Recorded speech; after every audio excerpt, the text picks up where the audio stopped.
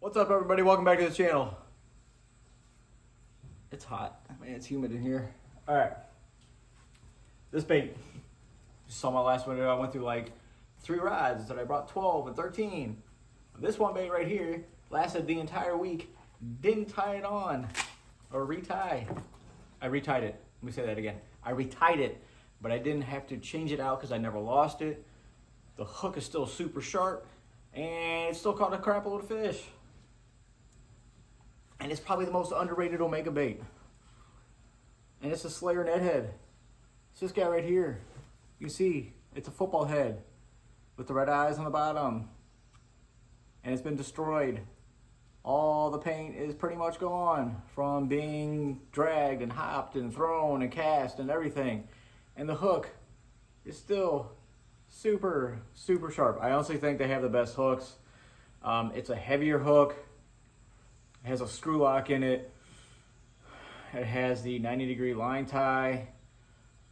Definitely need to retie again because this line is a little messed up.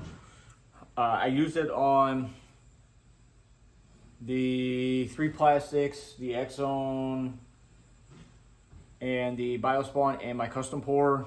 And then I used it on the Yamamoto as well, and the Biospawn white.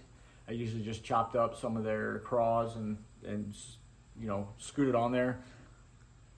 But once it's screwed on there, these things aren't coming off. You can add a little bit of glue to the screw if you want to even enhance that.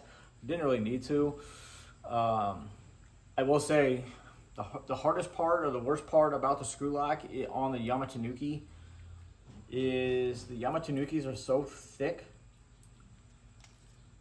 It's such a fat bait. What the heck is my cover? Oh.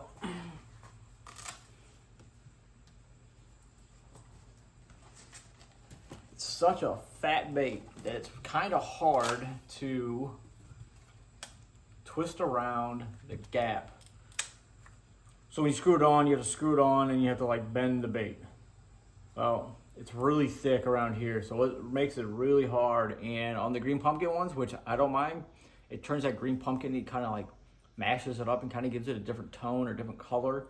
So it looks more natural. On the whites, it doesn't really matter because it's breaking down the salt and everything inside anyway. But yeah, I used both of these. That one got 90% of the work, and it got retied a ton of times.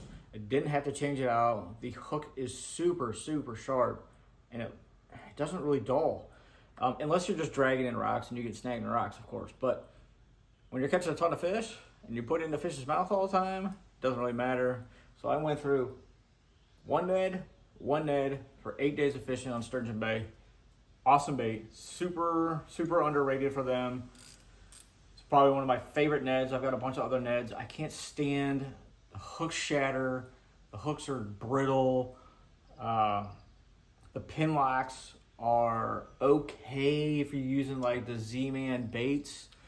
But I'm not a fan of the pin locks on every other plastic because it tears them really bad.